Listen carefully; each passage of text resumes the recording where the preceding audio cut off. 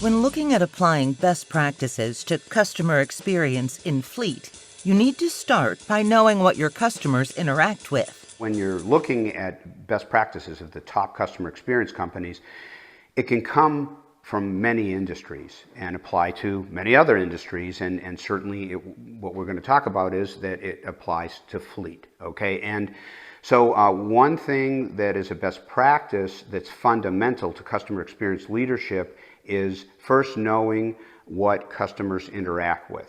And so I call that the customer experience continuum. And it usually is composed of the messages from your company that people interact with, the people of your company that they interact with, the processes of your company, which includes the technologies, could be mobile tech, could be static, and then of course the products and services. So that is the customer experience continuum.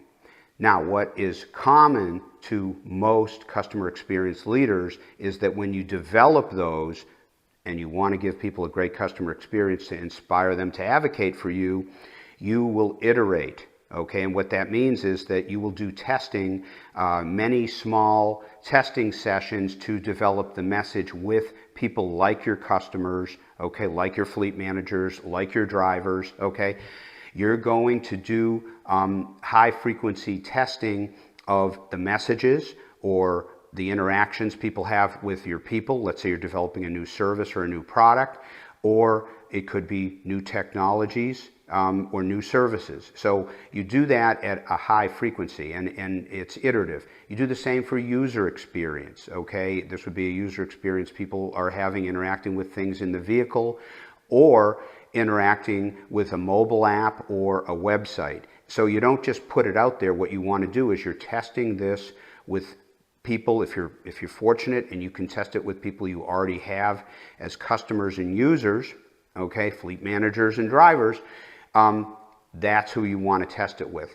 If you want, and you're going after new customers, if you can test it with people like those new customers and like those new users, you're doing this, it's kind of borrowed from Agile in manufacturing and software development. So these aren't big studies, but these are kind of quick, repetitive iterations of testing and developing the messages, your people, and the information coming in. And again, the processes, products, services, and again, it includes the technologies. And so it's that iteration.